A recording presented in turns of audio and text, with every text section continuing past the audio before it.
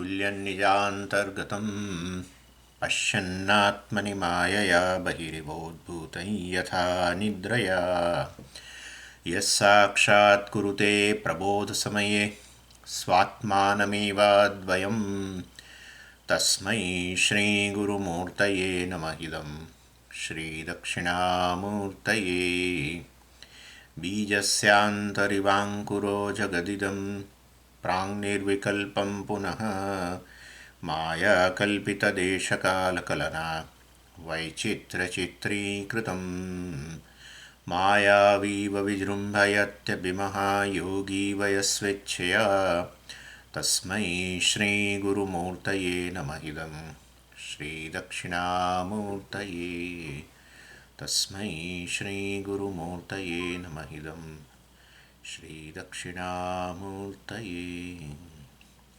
ॐ सहना भवतु सहनौ भुनक्तु सह वीर्यङ्करवावहै तेजस्विनावधीतमस्तु मा विद्विषावहै। ॐ शान्तिः शान्तिः शान्तिः।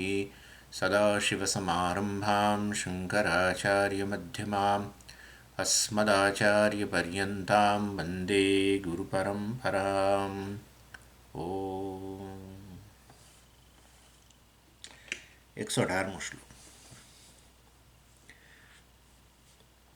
अज्ञानमालस्य जडत्वनिद्रा प्रमादमूढत्वमुखास्तमो गुणाः एतैः प्रयुक्तो न हि वेत्ति किञ्चित् निद्रालुवत्स्तम्भवद् एव तिष्ठति।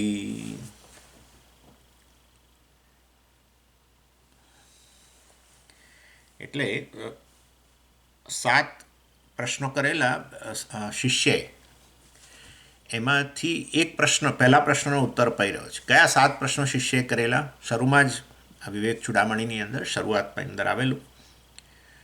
કોનામ બંધ, આ બંધન શું વસ્તુ છે? પહેલો પ્રશ્ન. કથમ એશ આગત, આવ્યો છે ક્યાંથી? કથમસ્ય પ્રતિષ્ઠા, શેમાં પ્રતિષ્ઠિત છે? અત્યારે આ બંધનની જે મને લાગણી છે, બંધન છે, તે એને પોષણ ક્યાંથી મળે છે? અત્યારે એની પ્રતિષ્ઠા શેમાં છે? કથમ વિમોક્ષ, એમાંથી કેવી રીતે મુક્ત થવાય? કોસૌ અનાત્મા, આ અનાત્મા શું વસ્તુ છે? પરમઃ કહ આત્મા, આ પરમાત્મા કે આત્મા કોણ છે? તયો વિવેક કથમ, અને આત્માનાત્મ વિવેક કેવી રીતે કરવો? એતદુચ્યતામ, આપે મને જણાવો. આવી રીતે આ 7 પ્રશ્નો કરેલા, એમાંથી પેલું હતું ને, કહ અસૌ અનાત્મા, અનાત્મા શું વસ્તુ છે? એ પહેલાં આચાર્ય એનો ઉત્તર આપે છે. અને એમણે કહ્યું કે આ જે છે 3 શરીર, સ્થૂલ શરીર અનાત્મા છે, કારણ સૂક્ષ્મ શરીર અનાત્મા છે, કારણ શરીર અનાત્મા છે. અને ત્રણે ત્રણને આપણે જોઈ ગયા.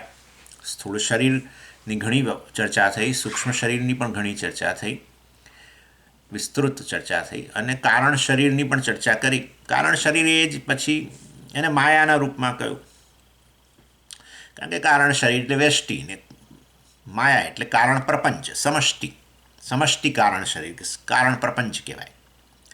એટલે વાસ્તવમાં અવ્યક્ત હોય એટલે એમાં ભાગ ન પડે. વસ્તુમાં વિભાગ ક્યારે થાય? જ્યારે વસ્તુ વ્યક્ત થાય ત્યારે તમે વિભાગ કરી શકો કે આ વસ્તુ છે, આ વસ્તુ છે. પણ વિભાગ ન હોય, અવ્યક્ત રહેતી હોય વસ્તુ, તો પછી એમાં વિભાગ કેવી રીતે થાય? વ્યષ્ટિ સમષ્ટિનો ન જ થાય.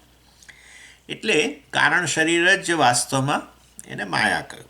અને પછી કહ્યું માયા તો ત્રિગુણાત્મિકા છે. અને એ 3 ગુણોમાંથી પછી જે રજોગુણ છે, જે આ વિક્ષેપ શક્તિના રૂપમાં અભિવ્યક્ત થાય છે, એની ચર્ચા શરૂ કરી છે.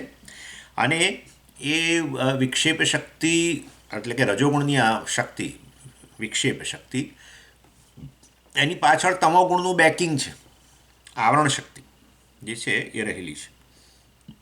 એટલે કે રજોગુણ અને તમોગુણ, વિક્ષેપ શક્તિ અને આવરણ શક્તિ એક ટીમ તરીકે કામ કરે છે. અને એના માટે મેં આપણે ઉદાહરણ પણ જોઈ ગયા. મેં તમને આપેલું, રજ્જુનું ઉદાહરણ આપેલું, કે જે રજ્જુ જે છે એ રજ્જુને જગ્યાએ સાપ જોઈએ છે આપણે, તો એનો અર્થ એવો થયો કે રજ્જુ ઉપર આવરણ આવી ગયું છે, હે ને? રજ્જુ પર આવરણ આવી ગયું. રજ્જુનું અજ્ઞાન, મતલબ રજ્જુના આવરણ થઈ જાય, આવરણ શક્તિ કામ કરે, પછી એમાંથી પેલો સર્પ ઉત્પન્ન થાય, એ વિક્ષેપ શક્તિ. એટલે વિક્ષેપ શક્તિની પાછળ આવરણ શક્તિ રહેલી છે, રજોગુણની પાછળ તમોગુણ રહેલો છે એમ. એને એ રીતે વાસ્તવમાં, અથવા બીજી રીતે પણ કહી શકો, અધ્યાસની પાછળ અજ્ઞાન રહેલું છે. ભ્રમની પાછળ અજ્ઞાન રહેલું છે એવું પણ કહી શકો. રજ્જુ પર સર્પનો અધ્યાસ કરીએ છીએ એટલે અધ્યાસની પાછળ અજ્ઞાન રહેલું છે, રજોગુણની પાછળ તમોગુણ રહેલો છે, વિક્ષેપ શક્તિની પાછળ આપણે આવરણ શક્તિ રહેલી છે. આ બધી રીતે કહી શકો, એક જ વસ્તુ છે.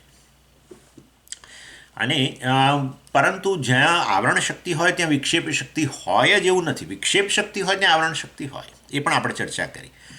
દાખલા કે સુષુપ્તિની અંદર આવરણ શક્તિ છે જ, આપણે જાણતા જ નથી, આપણી જાતને નથી જાણતા, જગતને નથી જાણતા, કશું જ નહીં. આવરણ શક્તિ છે પણ વિક્ષેપ શક્તિ નથી. કશું ઉત્પન્ન થયું નથી, મારા વિશે કોઈ અભિપ્રાય નથી. રજ્જુ વિશે એક ખોટો અભિપ્રાય આવી ગયો કે આ સાપ છે. એવી રીતે આત્મા પર આવરણ શક્તિને કારણે, આત્મવિષયક અજ્ઞાનને કારણે સુષુપ્તિની અંદર કશો બીજો અભિપ્રાય ઉત્પન્ન થતો નથી. પણ જ્યારે જાગ્રત અવસ્થામાં થાય છે, જાગ્રત અવસ્થામાં આત્માનું અજ્ઞાન, આવરણ શક્તિ, અને એમાંથી ઉત્પન્ન થાય હું જાગ્રત પુરુષ છું, દેહ છું, વગેરે વગેરે, વિક્ષેપ શક્તિ. એટલે વિક્ષેપ શક્તિ હોય ત્યાં આવરણ શક્તિ હોય, પણ આવરણ શક્તિ હોય ત્યાં વિક્ષેપ શક્તિ હોય જેવું જરૂરી નથી. એ પણ બધી આપણે ચર્ચા કરી ગયા.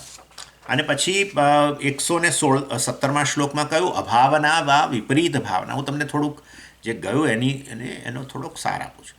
અભાવના વા વિપરીત ભાવના સંભાવના વિપ્રતિપત્તિ અસ્યાહ સંસર્ગયુક્તમ ન વિમુંચતી ધ્રુવમ વિક્ષેપ શક્તિ ક્ષપયતી અજસ્રમ. 117મા શ્લોકમાં કહ્યું. એટલે બધી ભાવના જે છે ને, એટલે પહેલું કહ્યું વિપરીત ભાવના. એટલે અહીં બતાવે છે એવું છે કે આ 117 અને 118મા શ્લોકની અંદર વિક્ષેપ શક્તિ અને આવરણ શક્તિની પાછી ચર્ચા કરે છે. એમાં 117મા શ્લોકમાં વિક્ષેપ શક્તિ વિશે વધારે સ્પષ્ટતા કરે છે કે વિક્ષેપ શક્તિ જે છે એના આ કાર્યો છે. શું આવું હોય તો કે વિક્ષેપ શક્તિ રહેલી છે વ્યક્તિમાં. શું તો કે છે વિપરીત ભાવના, દેહમાં તીવ્ર આત્મબુદ્ધિ, હું દેહ છું, આ સાપ છે, એના જેવું એક્ઝેક્ટલી. રજ્જુને રજ્જુ રૂપમાં જાણવાને બદલે સાપના રૂપમાં જાણ્યું, વિક્ષેપ શક્તિ છે. એવી રીતે અહીંયા પણ આત્માને સચ્ચિદાનંદ આત્માના રૂપમાં જાણવાને બદલે દેહ છું એવું કહો તમે. હું દેહ છું, હું મન છું, બુદ્ધિ છું. એટલે દેહાત્મ બુદ્ધિ એને અહીંયા વિપરીત ભાવના કહી. એ વિક્ષેપ શક્તિનું કાર્ય છે. વિક્ષેપ શક્તિમાંથી આ ઉત્પન્ન થયું. ચાલો, એટલે ક્યાં તો આત્મામાં આત્મબુદ્ધિ હોય, ક્યાં આત્મામાં અનાત્મ બુદ્ધિ હોય, અથવા અનાત્મામાં આત્મબુદ્ધિ હોય, એ વધારે સારું. આત્મામાં આત્મબુદ્ધિ અથવા અનાત્મામાં આત્મબુદ્ધિ બે સાથે ન સંભવી શકે, કારણ આત્મા અનાત્મ વિપરીત વસ્તુ છે. અને એક ચેતન છે, એક જડ છે. એટલે વાસ્તવની અંદર આત્મામાં સ્વામીજી આત્મબુદ્ધિ છે અને અનાત્મામાં આત્મબુદ્ધિ છે. આવું કદી ન હોય. બેમાંથી એકમાં આત્મબુદ્ધિ હોય. આત્મામાં આત્મબુદ્ધિ તો કલ્યાણ થઈ ગયું, અનાત્મામાં આત્મબુદ્ધિ તો સંસાર. એનીવે, એટલે વિપરીત ભાવના એટલે આવી તીવ્ર દેહાત્મ બુદ્ધિ. અને એ વિપરીત ભાવનાને કારણે 3 પ્રકારની સમસ્યા આ વ્યક્તિને રહે. પછી કઈ 3 સમસ્યા? પહેલી અભાવના. આચાર્ય કહે છે અભાવના હોય એનામાં. અભાવના એટલે વાસ્તવની અંદર આ આત્મવિષયક ઉપદેશ જે છે શાસ્ત્રનો, એને સ્વીકારે જ નહીં, કારણ કે તીવ્ર આત્મબુદ્ધિ છે દેહમાં. એ એક પહેલી વસ્તુ, અભાવના. બીજું છે સંભાવના, સંશય ભાવના. ઘણીવાર એવું હોય કે ચાલો શાસ્ત્ર કહે છે એ મતલબ એ તદ્દન ખોટું છે એવું નહીં, પણ મને બધા બહુ સંશયો છે. હું કેવી રીતે આત્મા હોઈ શકું? હું કેવી રીતે સત્યમ જ્ઞાનમ અનંતમ, હું અનંતમ બ્રહ્મ હું કેવી રીતે હોઈ શકું? આ કંઈ શક્ય નથી લાગતું. આમ ભલે તમે કહો છો એટલે હું એને નકારતો નથી. પહેલાં પેલું શું હતું? અભાવના. નકારી જ દે. શાસ્ત્ર કહે છે ખોટું જ છે બધું, હંબક છે, હંબક એવું કંઈક કહે છે ને, હંબક કે એવું બંકમ કે સમજી જાતના લોકો શબ્દો વાપરે. બંકમ શું કહે, શું છે એની એ કહેવામાં છે. એટલે પછી આ તો એવું થયું કે બધા જ લોકો આવી જ વાતો કરે છે. આખું જગત છે ને તદ્દન ભ્રમાત્મક સ્થિતિમાં છે ખરેખર. કોઈ વ્યક્તિ પેલો કોઈ વાઇન દારૂ પીધો હોય ને પછી કેવો બબડાટ કરે, એવો બબડાટ જ છે. એક પણ વસ્તુ એ સાચું બોલતો જ નથી, એને પોતાની જાણ બારે જુઠ્ઠું જ બોલી રહ્યો છે. લિટરલી આ જગતનો આ મારાથી જુદો છે, હું જુદો છું, હું મનુષ્ય છું, આ બધું જુઠ્ઠાણું જ છે. શાસ્ત્રની જે દ્રષ્ટિએ ટોટલી જુઠ્ઠાણું, બબડાટ જ છે. બિલકુલ વાચો હિ વિજ્ઞાપનમ યત શાસ્ત્રમાં કહ્યું. એટલે વાસ્તવની અંદર આ બબડાટ જ છે. કંઈ પણ તમે જગત વિશે બોલો, ઈશ્વર વિશે બોલો અને તમારા વિશે બોલો, જો શાસ્ત્ર દ્રષ્ટિ તમારી પાસે ન હોય તો કેવળ બબડાટ છે. એમાં લેશ માત્ર તથ્ય નથી. અને હું કહું છું તથ્ય નથી એટલે એનો કોઈ સાર જ નથી. સાર વગરનું બોલે છે, અર્થાત એનું કોઈ પ્રયોજન જ સરવાનું નથી. એના એ પ્રકારના કન્સેપ્ટને લે, પોતાના વિશેના જે અભિપ્રાય છે, જગત વિશેના અભિપ્રાય છે અને ઈશ્વર વિશેના જે અભિપ્રાય છે, એમાંથી એને કશું મળવાનું નથી. બિલકુલ નહીં. નિસ્સાર જીવન જેને કહીએ ને એવું. એટલે સંસારીનું જીવન નિસ્સાર છે. નિસ્સાર, કશું જ નહીં. જન્મ મૃત્યુ અને એની વચ્ચે કકળાટ અને કકળાટ છે. કશું જ નહીં. સાર વગરનું જીવન. કારણ કે સાર, આત્મા સાર છે સર્વનો. એ જાણો તો જીવન સારભૂત બની ગયું. ચાલો એની એટલે આ તો પણ સંભાવના, સંશય ભાવના, સંશય રે, તદ્દન નકારતા નથી, પણ સંશય રે કે આ હું બ્રહ્મ કેવી રીતે હોય છું. કદાચ એવું ના હોય કે હું જીવ બ્રહ્મનો અંશ હોય. આ પેલા બિચારા રામાનુજાચાર્યજી કંઈક થોડુંક ખોટું કહીને ગયા છે. એ લોકો કેવા કેવા ભક્તો છે નારાયણના. તમે જુઓ તો ખરા, સ્વામીજીની ભક્તિ જુઓ, અને એ લોકો કહે છે કે જીવ તો બ્રહ્મનો અંશ છે અને તમે કહો છો તમે જ બ્રહ્મ છો. આવું ના બોલવું જોઈએ. તો બહુ મહાન પાપ છે આવો સંશય.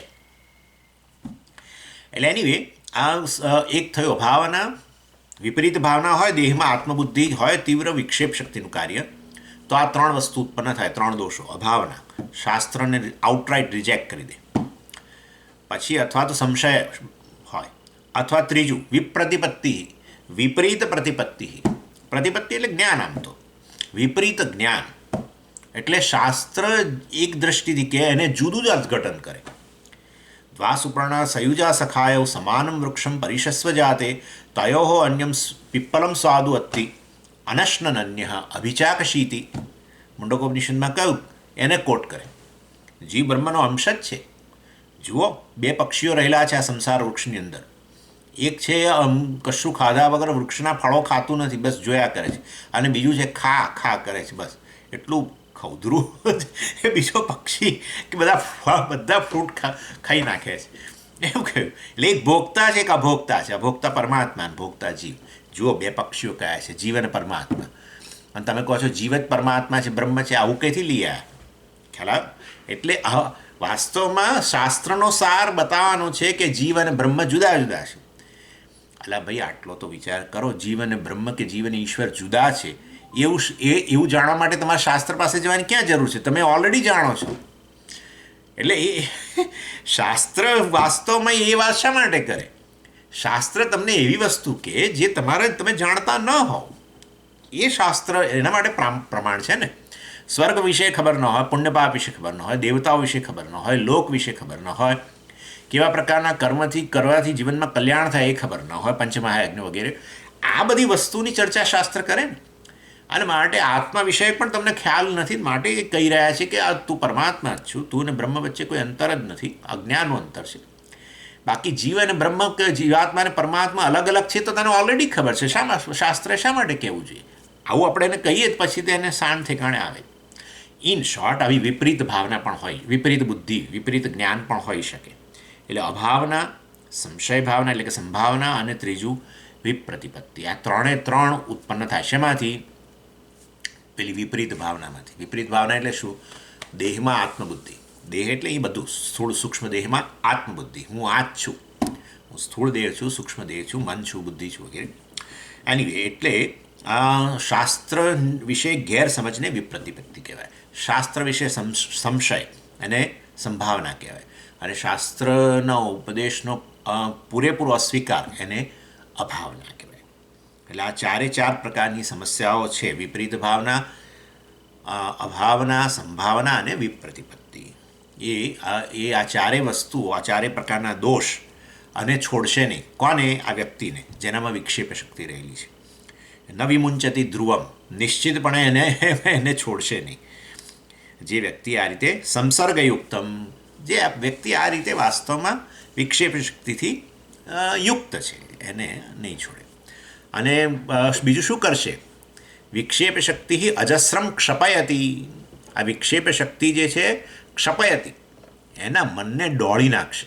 જેમ તમે પેલું દહીં વલોવતા હોય ને, પેલી માતાઓ આપણે દહીં વલોવે ને માખણ માટે, કેવું આમ દહીં કેવું આમ એકદમ આમ એનામાં કેવો બધી વિક્ષેપ ઉત્પન્ન થાય.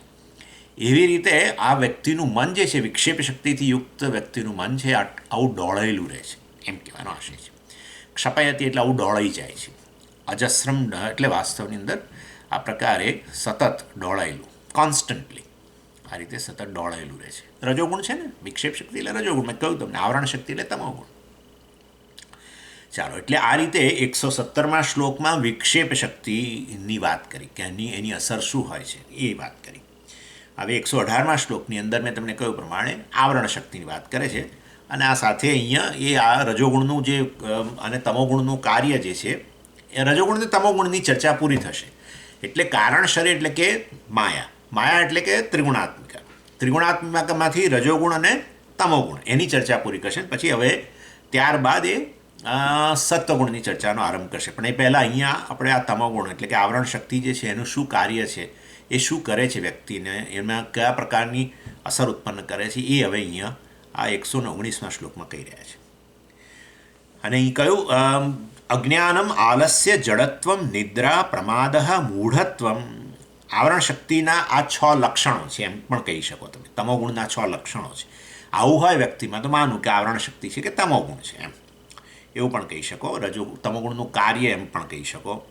અથવા તમોગુણ છે એના લક્ષણો શું, તો એ આવરણ શક્તિ છે એના લક્ષણો શું, તો આ 6 શું છે, કયા કયા લક્ષણો છે. જેમ પેલા રોગના લક્ષણો હોય ને, અમુક પ્રકારનો તાવ આવો, આ થવું, તે થવું, ઉલટીઓ થવી, તો પછી જેમ રોગના લક્ષણો આપણે આધારે રોગ, આ પ્રકારનો રોગ છે એવું કહીએ, એવી ને એવી રીતે તમોગુણ રૂપી રોગ રહેલો છે આ વ્યક્તિમાં, એ આપણા માટે છે, બીજા માટે નહીં. આપણે આ 6 વસ્તુ બીજામાં જોવાનો પ્રયત્ન નહીં કરવાનો, આપણામાં બીજામાં જોવા જશો ને તો તમોગુણ આપણામાં વધશે. એટલે મહેરબાની એવું છે, જેવું દર્શન કરો, તમે દર્શન ક્યારે કરી શકો? પહેલાં તમારા મનમાં ઉત્પન્ન થાય ત્યારે તમે દર્શન કરી શકો. એટલે અન્યનામાં તમોગુણ ઉત્પન્ન થયો એનો અર્થ કે તમારા મનમાં એ તમોગુણના આકારની વૃત્તિઓ ઉત્પન્ન થાય. એટલે આપણા મનમાં તમોગુણ પહેલાં વધે, પછી બહાર દર્શન થાય. આપણા મનમાં દર્શન ન થાય તો બહાર દર્શન ના થાય. એટલે સમજવાનું. એટલે આ બધી વસ્તુઓ જે છે ને, આપણે લોકોના દોષો જોવાની બહુ એક ટેવ પડી ગઈ છે. પણ અન્યનામાં દોષો જુઓ એટલે એનો અર્થ કે તમારે મનમાં દોષોનું દર્શન કર્યું, એટલે મનમાં દોષ ઉત્પન્ન થઈ ગયો ઓલરેડી. હા, એટલે બહુ સાચવવું. આ બધી જ વસ્તુઓ આપણામાં આપણે ક્યાં ઊભા છીએ બતાવવા માટે છે, બસ એટલું જ છે. ચાલો, પહેલું શું છે લક્ષણ આ તમોગુણનું કે આવરણ શક્તિનું? અજ્ઞાનમ.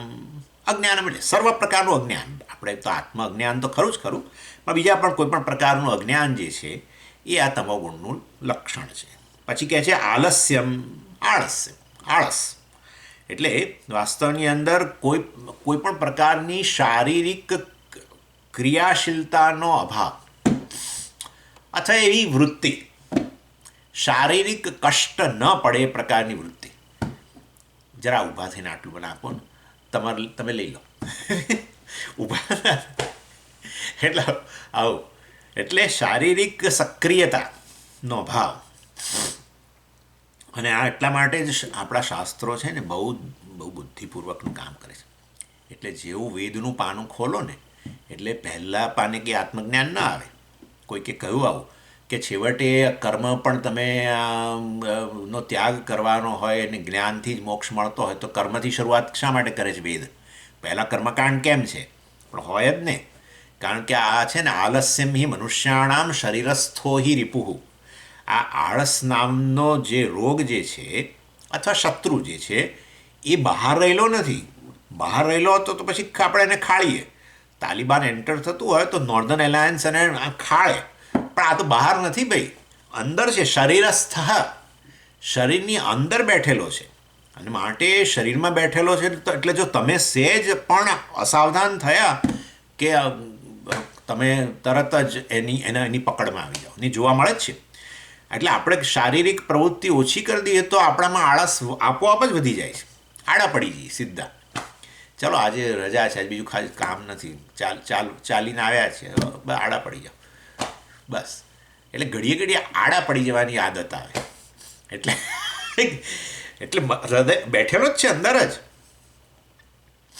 એટલે પછી ભાઈ એ રીપુન કેવી રીતે દૂર કરવો? એટલે શાસ્ત્ર કહે છે અહીંયા પાનું પહેલું મારો સ્પર્શ કરીને પહેલું પાનું ખોલો. જેવું પહેલું પાનું ખોલો ને એટલે તરત જ તમને કંઈક લોલીપોપ આપે. હા, તમારે શારીરિક સૌંદર્ય પ્રાપ્ત કરવું છે તો આ યજ્ઞ કરો. તમારે શ્રી જોઈએ છે, સંપત્તિ જોઈએ છે તો આ કરો. પછી ફલાણું કરશો ને તો ફલાણું મળશે. પુત્ર સંતાન જોઈએ છે, આ મળશે. પુત્ર સંતાન સંસ્કારી જોઈએ છે, પુત્રી સંસ્કારી જોઈએ છે, સંતાન જોઈએ છે, હા જોઈએ, તો આ યજ્ઞ કરો. આ પૂજા કરો, તે પૂજા કરો. બધા કામ્ય કર્મોનો ઢગલો કરી દે.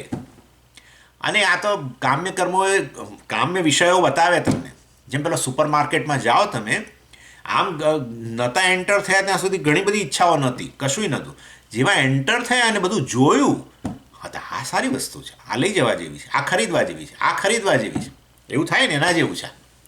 એટલે કર્મકાંડની અંદર કામ્ય કર્મો બતાવવામાં આવે અને જોડે જોડે કહ્યું નિત્ય કર્મો પણ. આ કર્મો તો તારે કરવા જ પડશે. જો તારા જીવનની અંદર તારે ઓછા અવરોધો જોઈતા હોય તો આટલા નિત્ય કર્મ કર, એમાંથી કોઈ ફળની અપેક્ષા ના રાખીશ. આ નિત્ય કર્મ પંચમહાયજ્ઞ વગેરે, દેવયજ્ઞ કર, પૂજા વગેરે કર, જપ કર, તપ કર, આમ કર, તે કર, ફલાણું કર, ઉપવાસ કર, તીર્થયાત્રા કર, કર કર કર કર કર. પેલો તમો ગુણ ગયો. હા, રજો ગુણ લાવીને કર્મમાં પ્રવૃત્ત કરીને તમારા શરીરમાં રહેલા પેલા આળસ રૂપી શત્રુને નાથવાનું કામ કરે. કોણ? શાસ્ત્ર. આખો કર્મકાંડ વિભાગ આપણને તમોગુણમાંથી રજોગુણ તરફ લઈ જવા માટે છે. અને તમે નિત્ય કર્મ કરવા તરત તૈયાર ના થાઓ એટલે તમને પહેલાં કામ્ય કર્મ બતાવે. આ કરીશ ને તો આમ મળશે, આ કરીશ તો આ મળશે, આ કરીશ તો આ મળશે. એટલે શરૂ થયા. પછી ધીમે રહીને કે આ કર્મો તારે કરવા પડશે, નિત્ય કર્મો, નિત્ય નૈમિત્તિક કર્મો એ પણ તારે કરવા જોઈએ. કેમ? એ કરવાથી શું મળે? કશું મળશે નહીં, પણ તારે જીવનની અંદર ઓબ્સ્ટેકલ ઓછા જોઈતા હોય, અવરોધ ઓછા જોઈતા હોય તો પછી આ કર. નહીં કરું તો આવા આટલા દોષો ઉત્પન્ન થશે અને હેરાન થઈશ. નિત્ય નૈમિત્તિક કર્મ. નિયતમ કુરુ કર્મત્વમ કર્મજ્યાયો હ્યકર્મણઃ શરીરે યાત્રાપી ચ તે ન પ્રસિદ્ધેદ અકર્મણઃ. ભગવાને કહ્યું એટલે આ બધા કર્મ તું નહીં કરું તો તારી શરીર યાત્રાએ છેવટે નહીં ચાલે, શરીર જ નહીં ચાલે. અને આ રીતે એટલે મનુષ્યમાં બહુ સ્વાભાવિકપણે આળસ રહેલી જ છે, એના શરીરમાં જ રહેલી છે. ઇનિશિયલી આ રીતે તામસિક જ હોય વ્યક્તિ. હવે એને સીધું તમે કહો આત્મજ્ઞાન આ બધું મિથ્યા છે, કશું જ કર્મ મિથ્યા છે, કર્તૃત્વ મિથ્યા છે, કર્મફળ મિથ્યા છે, તો કે આ તો બહુ સરસ વસ્તુ છે, તું તો પૂર્ણ છું, આમ છું, કશું કામ ન કરે.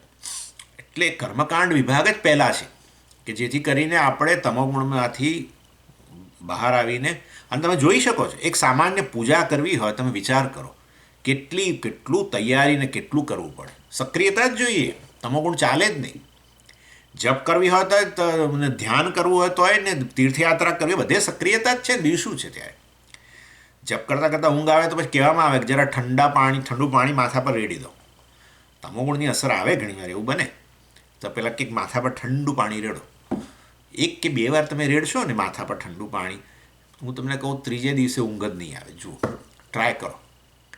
કારણ કે એ આપણે નિયમ લીધો છે કે જ્યારે જો ઊંઘ આવી ગઈ, મને ધ્યાન કરતાં જોકું આવી ગયું તો પછી મેં નિયમ કર્યો છે ઠંડુ પાણી માથા પર રેડું. એ ઠંડુ પાણી શિયાળામાં માથા પર રેડવાની કલ્પના માત્રથી ઊંઘ દૂર રહે. હકીકત છે. એટલે વાસ્તવ આ ઉપાય પૂજ્ય સ્વામીજીએ બતાવ્યો છે આવું કરવાનો. એની કહેવાનો આશય એવો છે કે તમોગુણમાંથી રજોગુણ તરફ કર્મકાંડ અથવા રિલિજિયસ ધાર્મિક જીવન. હજુ બાકી છે ધાર્મિક જીવનમાં. પહેલાં તો આટલું, કારણ કે ધર્મનું પાલન એટલે વેદમાં રહેલા નિત્ય નૈમિત્તિક કર્મોનું અનુષ્ઠાન, એને ધર્મ કહેવાય. અને કામ્ય કર્મ પણ ધર્મ કહેવાય, કારણ કે કામ્ય કર્મ વેદે કયા એ નિયમ પ્રમાણે કરો છો, એટલે ધર્મનો નિયમ રહેલો છે એની અંદર. ચાલો, એટલે વિધિ, વેદ જે કે એ પ્રમાણે કરો. એટલે કામ્ય કર્મનું અનુષ્ઠાન, નિત્ય નૈમિત્તિક કર્મનું અનુષ્ઠાન. પેલા પ્રતિષિદ્ધ કર્મો નહીં કરવાના, એટલે આપોઆપ તમોગુણ ન અભિવ્યક્ત થાય.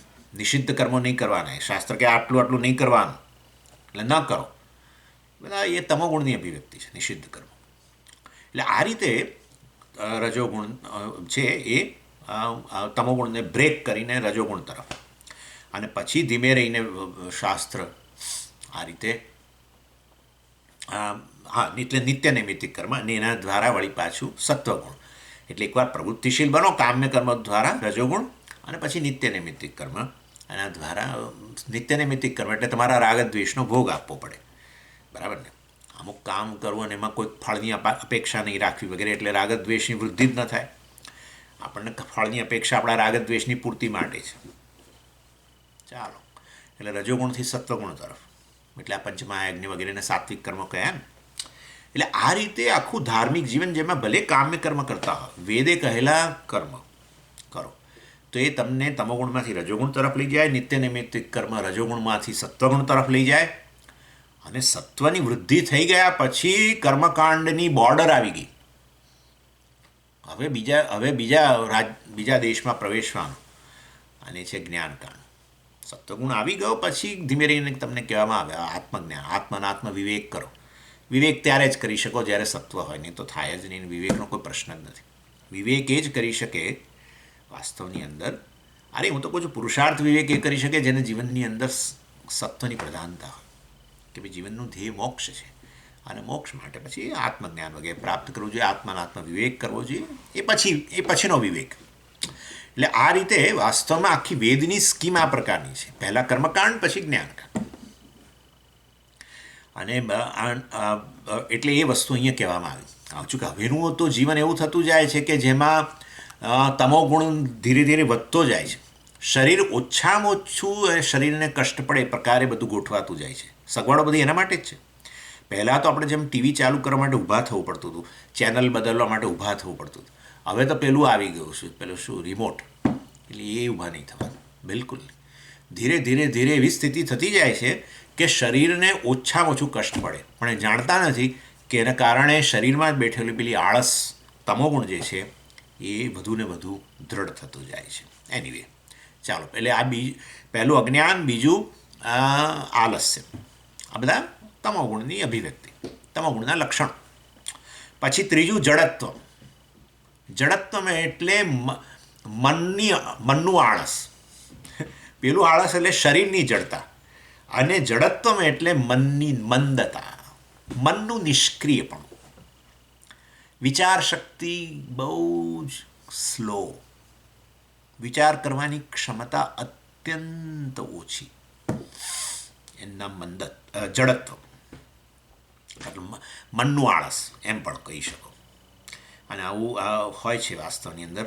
ચાલો, પછી નિદ્રા.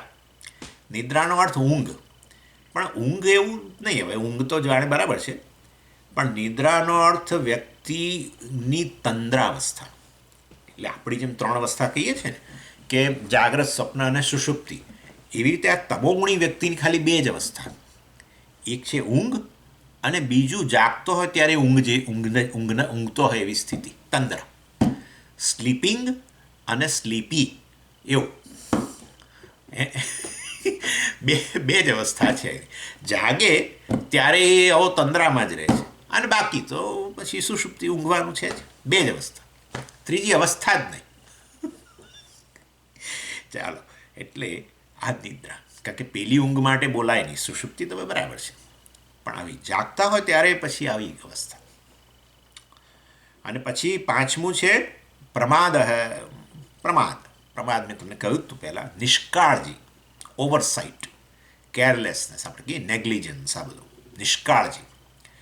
એટલે 5 વસ્તુનું પ્લાનિંગ કર્યા કે આજે આટલી 5 વસ્તુ કરવાની છે, એમાંની 3 ભૂલી જાય, 2 કરે, અને પછી દિવસ પૂરો થાય ત્યારે યાદ આવે. આ બધી નિષ્કાળજી કહેવાય. અથવા એક વસ્તુ લેવા મોકલ્યો હોય અને બીજી વસ્તુ લઈને આવે. એને દવા લેવા મોકલ્યો હોય એ દવા લેવા મોકલ્યો હોય ને કે ભાઈ દવા લઈ આવે, મને તબિયત ઠીક નથી, નહીં તો હું જાત તું લઈ આવ. તો માંડ ઊભો થાય, આડો પડ્યો હોય.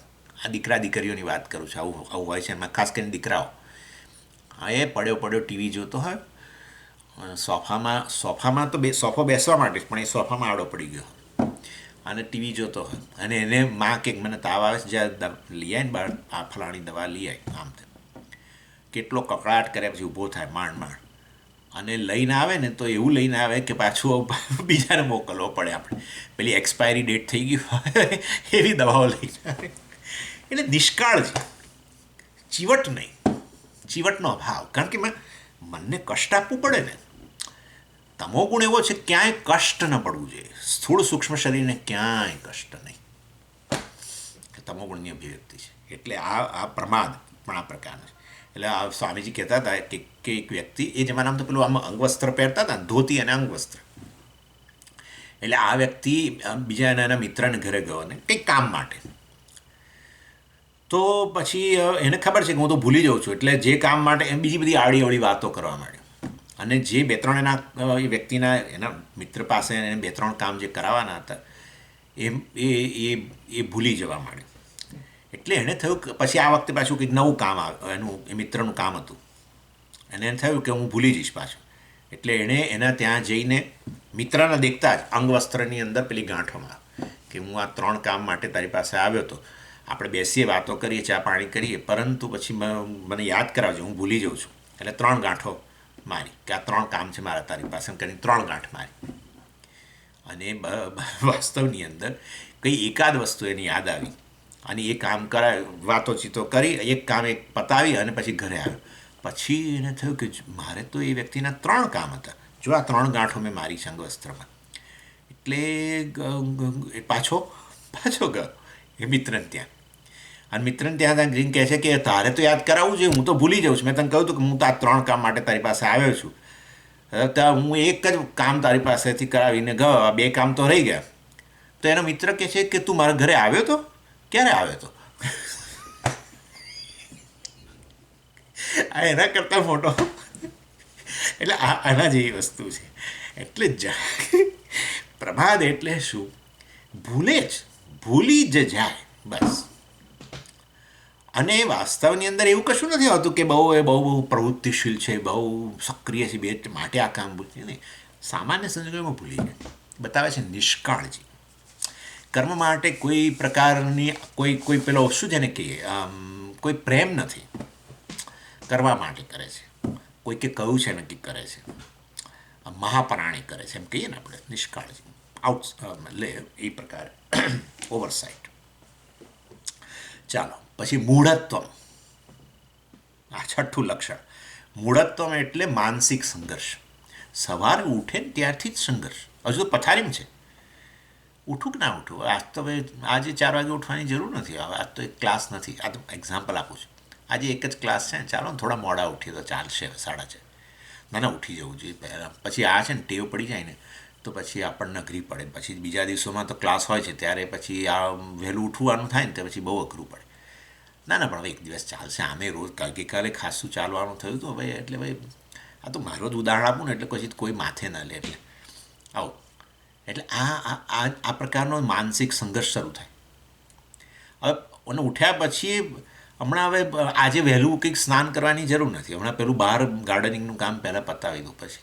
ના પણ ગાર્ડનિંગનું કામ તો હવે કાલે થાય ને. કાલ રવિવાર છે, આજે શનિવારે. હવે ચાલો ને હું સ્નાન કરીને. પણ હવે પેપર આવ્યું છે, પહેલાં હું જોઈ લઉં, ઈમેલ ચેક કરી લઉં, વોટ્સએપ જરા જોઈ લઉં ને પછી સ્નાન કરું. કે દરરોજ વહેલા જ કરવું એવું થોડું. સતત સ્નાન કરીને આવીને પછી કયા વસ્ત્રો પહેરવા એના માટે પહેલાં વોર્ડરોબ ખોલીને 15 મિનિટ ઊભો રહે. આજે કયું વસ્ત્ર પહેરું, પેલું પહેરું કે પેલું પહેરું, આ પહેરું કે તે પહેરું. આ બધો તમોગુણ છે. મૂઢત્વ, મૂઢતા, ક્લેરિટી જ નહીં. કોઈ વસ્તુમાં ક્લેરિટી નહીં. કંઈ પણ વસ્તુ એને તમે કંઈ કરશો વસ્તુ. આજે આવશો ઘરે તમે? હા જોઉં આવું. ના તમે કેટલા વાગે મળશો? તો કે હું 8 વાગે પછી છું, આવો ને. સારું આવીશ. ના પણ હા મારે કંઈક કામ આવી ચડે પછી કદાચ હું નહીં આવું. હા, પણ આમ તો લગભગ કંઈ કામ નથી. 15 મિનિટ બીજી બગાડે વ્યક્તિની. આ ડાહું. કોઈ વસ્તુમાં સ્પષ્ટતા જ નહીં. આખાની દૈનિક ચર્યામાં બીજું કંઈ કામ તો ચાલો બરાબર, દૈનિક ચર્યાની અંદર એને સતત આવું બધો માનસિક સંઘર્ષ સતત થયા કરતો. આ પણ શાનું લક્ષણ છે? તમોગુણનું લક્ષણ. ચાલો, એની વેલે આ રીતે 6 થઈ ગયા, બરાબર ને? અજ્ઞાન, આળસ, પછી નિદ્રા ને આપણું મૂઢત્વમ ને પ્રમાદ ને બધું. અને આવી વ્યક્તિનું જીવન જે છે કેવું હોય છે? એતૈ પ્રયુક્ત નહીં વેત્તિ કિંચિત. શંકરાચાર્યજી કહે છે એતૈ પ્રયુક્ત, આ 6 ગુણોથી યુક્ત એનું મન હોય અથવા 6 ગુણો ધરાવનારો વ્યક્તિ હોય, નહીં કિંચિત વેત્તિ, એના જીવનની અંદર કશું શીખી નહીં શકે. મનુષ્યનું જીવનમાં મુખ્ય ખરેખર બાકીની બધીઓની અને મનુષ્ય વચ્ચેનો મોટામાં મોટો ભેદ એક જ છે. આપણે તરત કહીએ બુદ્ધિ બુદ્ધિ બુદ્ધિ, પણ એવું નથી. હા, તમે જુઓ ને પક્ષીઓને માળો બનાવતા કે બીજા જે રીતે માછલીઓ વ્યવહાર, બધામાં બુદ્ધિ રહેલી છે. સુગરીનો માળો જોઈને આપણને થાય કે આ કેવા પ્રકારની એની બુદ્ધિ હશે. ચામાચીડિયું રાત્રે આટલું ફરતું હોય, ક્યાં અથડાય નહીં, આટલું બધું ઝડપે ફરતું હોય, ક્યાં અથડાય નહીં. બધા લોકો પોતાની બુદ્ધિનો વ્યવસ્થિત ઉપયોગ કરે છે. માટે બુદ્ધિ પ્રધાન એવું કહેવું યોગ્ય નથી. મનુષ્ય અને બીજા બધા જ પ્રાણીઓની વચ્ચે એક જ મોટો ભેદ છે. તમને વિચારવા માટે હું જરા 2 મિનિટ ઊભો રહું છું કે શું હશે એવું. અને એ છે જિજ્ઞાસા. મનુષ્યમાં જિજ્ઞાસા છે, શીખવાની વૃત્તિ છે. કેવી રીતે ખબર પડી? કંઈ પણ બને ને, તમે જોજો, કોઈ ઘટના બને ને, કોઈ માણસને કશું થયું, બીજા 50 માણસ આજુબાજુ ભેગું થઈ જશે. પક્ષીઓમાં કે પ્રાણીઓમાં આવું જોવા નહીં મળે, કદી નહીં મળે. આપણામાં પેલી વૃત્તિ જ છે. શું થયું? જિજ્ઞાસા. શીખવાની વૃત્તિને કારણે જ મનુષ્યનો આટલો વિકાસ થયો છે. શીખવાની વૃત્તિને કારણે જ એણે અનેક જ્ઞાનનું ભંડોળ ભેગું કર્યું, અને એ જ્ઞાન ભંડોળમાંથી તમે ને મારા જેવાઓ રોજે રોજ કશું કેટલું શીખી રહ્યા છો. અને એને કારણે એક પશુ અને મારી વચ્ચે એક અંતર જ ઉત્પન્ન થતું જાય, બહુ મોટું અંતર. મારો વિકાસ થતો જાય આગળ ને આગળ, અને આ પશુઓ ત્યાંના ત્યાં જ રહ્યા. આવી વસ્તુ છે. એટલે શીખવાની વૃત્તિ રહેલી છે. આ ગુણોથી યુક્ત જે છે એ કશું શીખી નહીં શકે. ન કિંચિત વેત્તિ, એ કશું શીખી નહીં શકે. આપણે બ્રહ્મવિદ્યાની વાત નથી કરતા અત્યારે.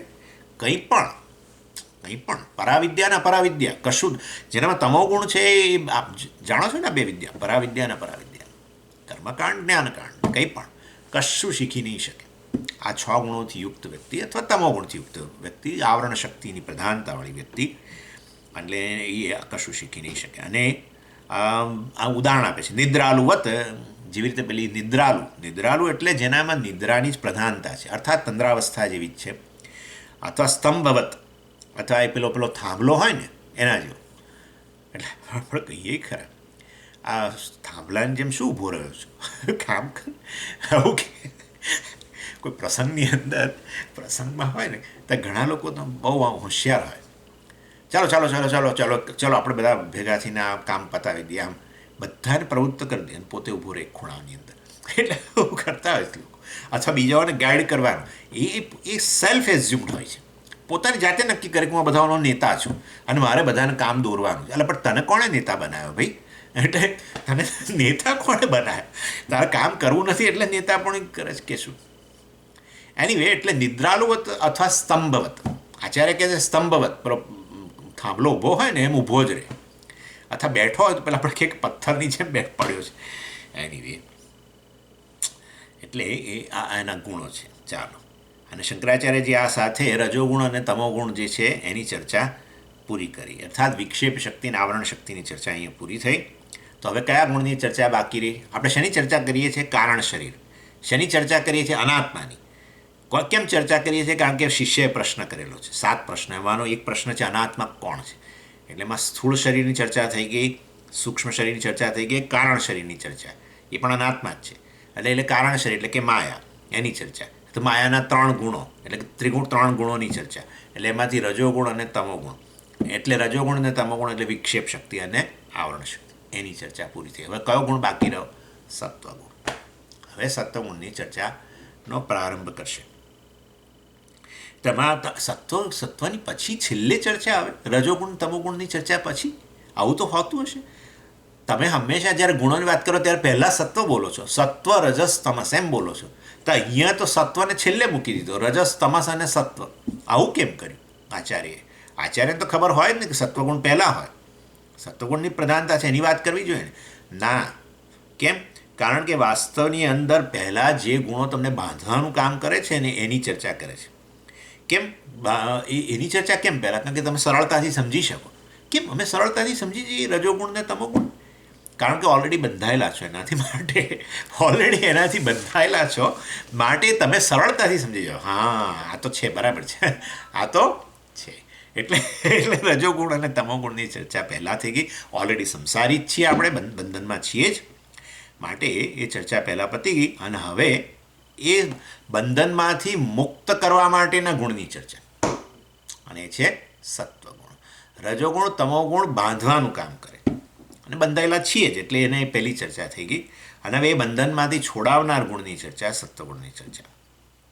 એટલે બે વસ્તુ છે. જુઓ કે આપણું ધાર્મિક જીવન જે છે છેવટે આપણને બંધનમાંથી મુક્ત કરવા માટે છે, અને પછી આપણું આધ્યાત્મિક જીવન છે એ બંધનમાંથી મુક્ત કરે, એક બંધનમાંથી મુક્ત કરવા માટેની યોગ્યતા પ્રદાન કરે, બરાબર ને, ધાર્મિક જીવન. અને બીજું જે છે એટલે સત્વગુણ જે છે તમને બંધનમાંથી મુક્ત કરવા માટેની ભૂમિકા, અધિકારિત્વ પ્રદાન કરે. અને પછી આધ્યાત્મિક જીવન જે છે, અથવા તો સત્વગુણમાંથી મુક્તિ. કેમ સત્વગુણમાંથી મુક્તિ? એ તો તમને બંધનમાંથી મુક્ત કરવા માટે છે, બરાબર. પણ પછી એ સત્વગુણે બાંધનારું જ છે.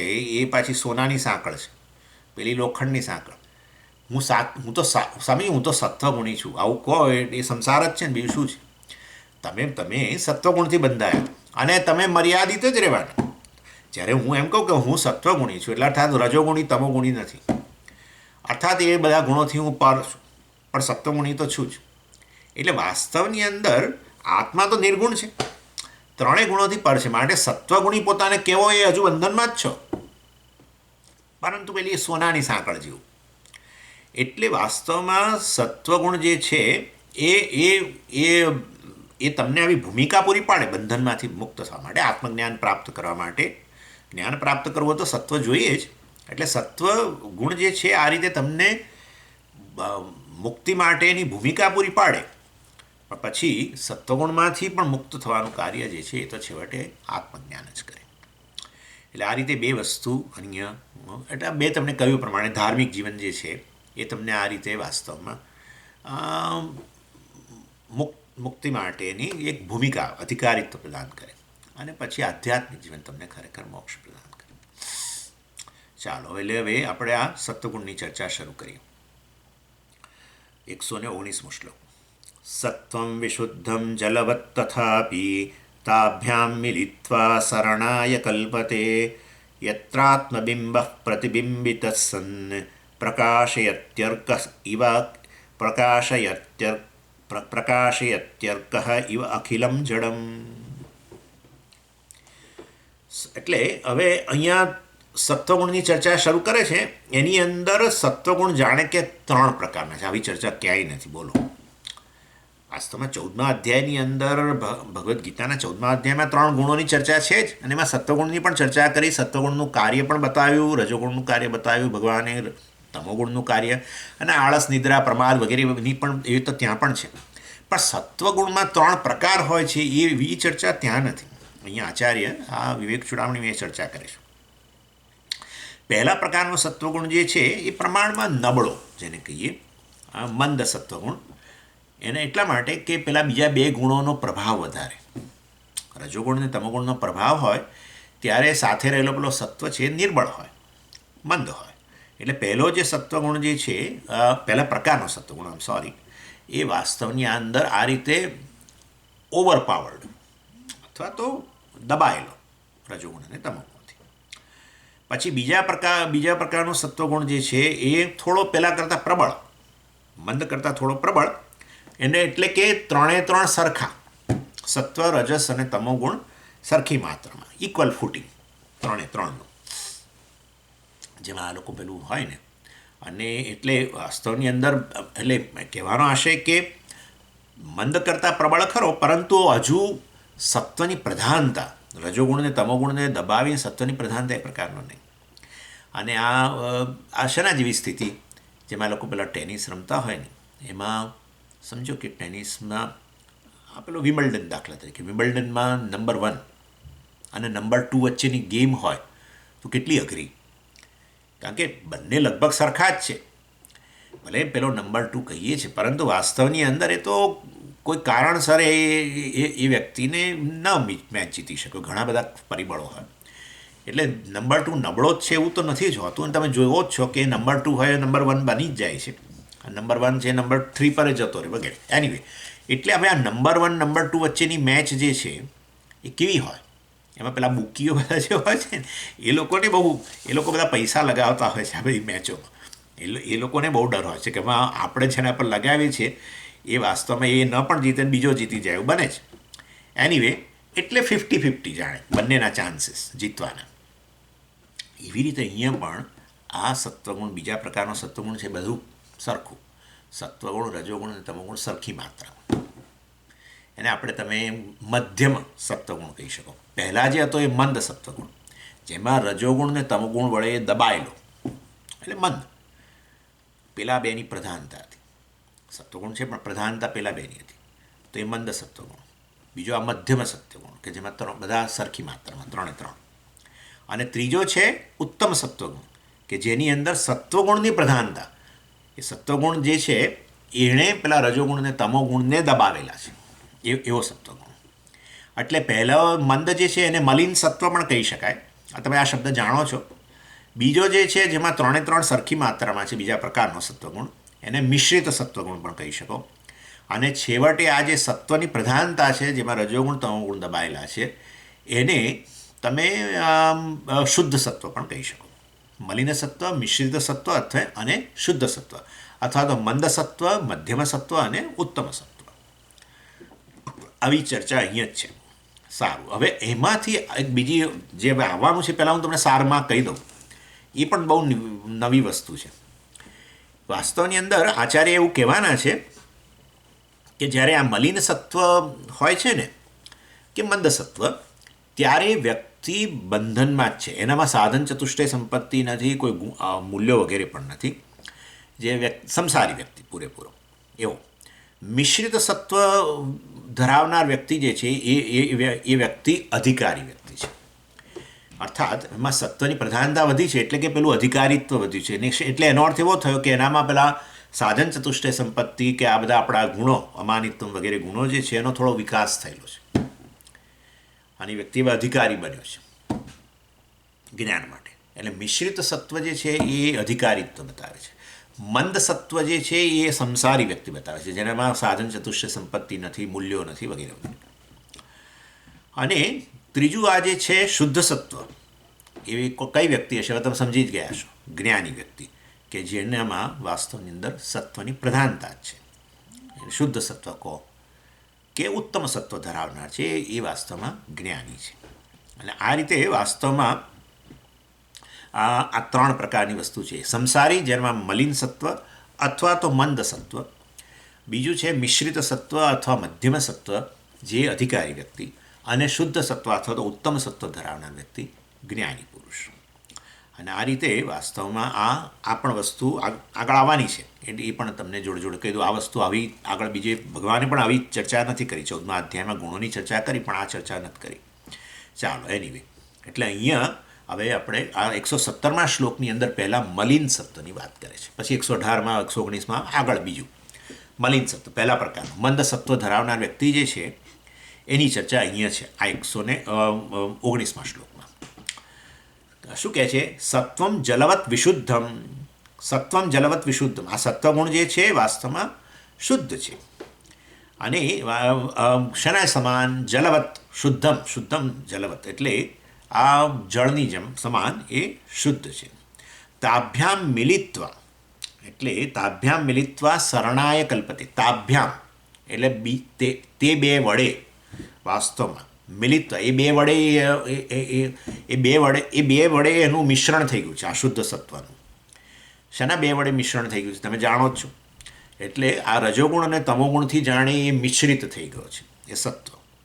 એટલે તાભ્યામ મિલિત્વા એટલે આ જે શુદ્ધ સત્વ જે છે આ બે ગુણોથી મિશ્રિત થઈ ગયો છે. એનાથી અશુદ્ધ બને છે, એનાથી ખરડાયો છે. એટલે એને કારણે વાસ્તવની અંદર એના કારણે શરણાય કલ્પતે.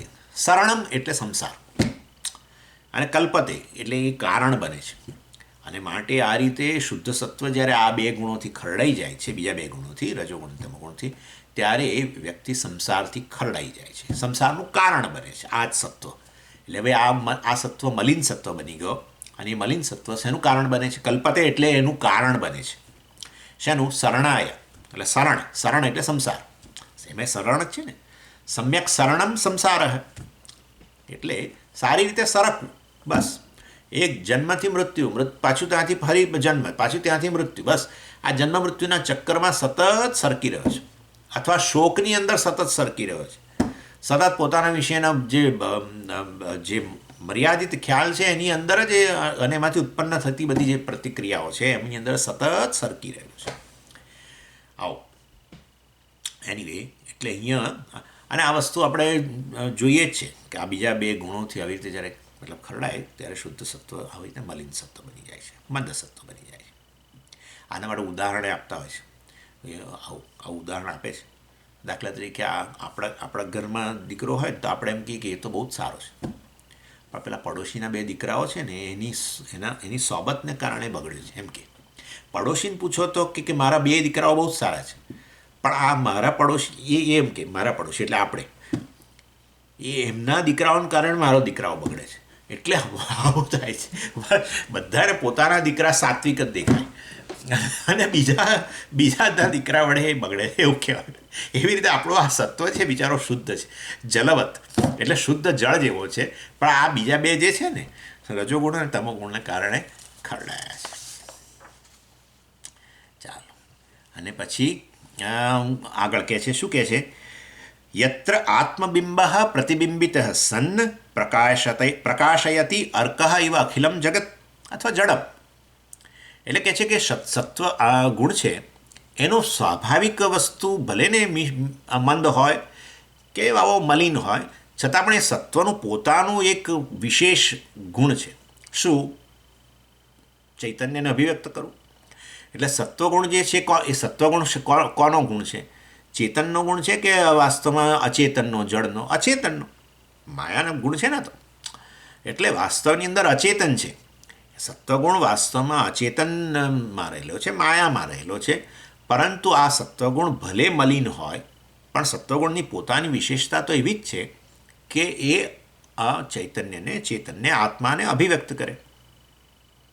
અને આ રીતે વાસ્તવની અંદર આ તત્વબોધની અંદર વગેરે આપણે જોઈ ગયા છીએ વાસ્તવમાં કે મન અને બુદ્ધિ વગેરે જે છે, મન અને જ્ઞાનેન્દ્રિયો જે છે એ સત્વગુણમાંથી બનેલી છે. અને જે કર્મેન્દ્રિયો અને પ્રાણ વગેરે છે એ રજોગુણમાંથી અભિવ્યક્ત થયેલી છે. અને આપણું આ શરીર, સ્થૂળ શરીર છે એ તમોગુણની અભિવ્યક્તિ છે, આવી ગયું છે. એટલે આપણું અંતઃકરણ જે છે એ ભલે ને મલિન સત્વ હોય પરંતુ એ બનેલું તો છે સત્વગુણમાંથી. અને સત્વગુણમાંથી બન્યું હોવાને કારણે વાસ્તવમાં એ શું અભિવ્યક્ત કરે છે? આત્માને અભિવ્યક્ત કરે છે, ચૈતન્યને અભિવ્યક્ત કરે છે. અને એને કારણે પોતે પણ ચેતન બની જાય છે. ચેતન સમાન વ્યવહાર કરવા લાગે છે. જેમ આપણે આ કહીએ ને કે આ સૂર્ય જે છે પોતે પ્રકાશક છે અને બે વસ્તુ પર પડે, એક દર્પણ પર પણ પડે અને એક આવા કપડા પર પણ પડે. તો સૂર્યના પ્રકાશ છે કપડું પ્રકાશિત થાય, પણ કપડું પ્રકાશક ન બને, પ્રકાશિત જ રહે. કપડું બીજાને પ્રકાશિત ન કરી શકે. જ્યારે દર્પણમાં સૂર્ય જો પડે મતલબ સૂર્યનું કિરણ, તો દર્પણ તો પ્રકાશિત થાય પણ પાછો દર્પણ પોતે પ્રકાશક એ બની જાય એના જે. એવી રીતે આપણે વાસ્તવની અંદર ચૈતન્ય બધે અભિવ્યક્ત થયેલું છે, પરંતુ અંતઃકરણ એવી વસ્તુ છે, ભલે ને આ મન મતલબ એવું છે કે કારણ કે પેલું મલિન સત્વ છે, સત્વગુણમાંથી બન્યું છે, ભલે ને મલિન હોય તો પણ એ વાસ્તવની અંદર એ ચૈતન્યને અભિવ્યક્ત કરે એટલે ચૈતન્ય તો પ્રકાશક છે સર્વનો, જાણે સાચા અર્થમાં પ્રકાશક ન બોલીએ આપણે, એને આપણે જોઈ ગયા છીએ આ વસ્તુ. સાક્ષીની વાત કરી ત્યારે મેં તમને કહ્યું કે ચૈતન્યની હાજરી માત્રથી, પેલો લેમ્પ સમાન એની હાજરી માત્રથી બધું પ્રકાશે છે. પરંતુ ચાલો અત્યારે ચૈતન્યને પ્રકાશક કહીએ આપણે, તો મને પ્રકાશક બની ગયું.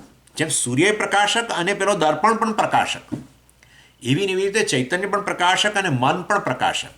મન શાનો પ્રકાશક? આ બધું જગતનો પ્રમાતા બનીને પ્રકાશે છે ને, બધાને પ્રકાશિત કરે છે ને, જોઈ ગયા ને આપણે.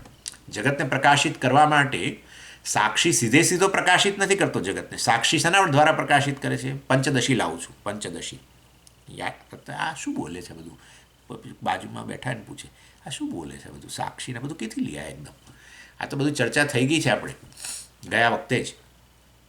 સાક્ષી પ્રમાતા પ્રમાણ દ્વારા જગતને પ્રકાશિત કરે અને ઇન્દ્રિયો વગેરે દ્વારા, એવી રીતે. એટલે વાસ્તવમાં આ મન પોતે પ્રકાશિત થઈ ગયું અને એના દ્વારા પછી ઇન્દ્રિયો વગેરે દ્વારા એ બહારના જગતને પ્રકાશિત કરે. એટલે એવી રીતે, પરંતુ એનો આ મનનો પોતાનો આ એક વિશેષતા છે. ભલે મલિન સત્વ હોય અત્યારે, તો પણ સત્વગુણને કારણે જ, મન સત્વગુણમાંથી બન્યું છે. મન અને ઇન્દ્રિયો બંને જ્ઞાનેન્દ્રિયો સત્વમાંથી બન્યું હોવાને કારણે એ મન જે છે વાસ્તવમાં આ રીતે યત્ર આત્મબિંબ પ્રતિબિંબિત એમ આચાર્ય કહે છે. યત્ર એટલે આ સત્વગુણની અંદર, વાસ્તવની અંદર, અંતઃકરણની અંદર આત્મબિંબ, આત્મારૂપી બિંબ પ્રતિબિંબિત થાય છે, અભિવ્યક્ત થાય છે એમ કે છે. એટલે સત્વગુણ પ્રધાન સત્વ, એટલે યત્ર બરાબર સત્વગુણમાં એમ કેવું જોઈએ સ્વામી કે અંતઃકરણમાં. આપણે આવી બંનેને જોડીને કહેવું જોઈએ. યત્ર એટલે સત્વગુણની પ્રધાનતાવાળું અંતઃકરણ, સત્વગુણમાંથી બન્યું હોવાને કારણે, ભલે મલિન સત્વ હોય. અને એની અંદર વાસ્તવમાં જેટલે અંશે મલિનતા વધારે એના પ્રમાણમાં પ્રતિબિંબ જે છે એમાં ડલનેસ વધારે, નેચરલી. જળ દાખલા તરીકે દર્પણ જો મલિન હોય તો એમાં સૂર્યનું જે પ્રતિબિંબ પડે એ કેવું હોય? ડલ જ હોય ને.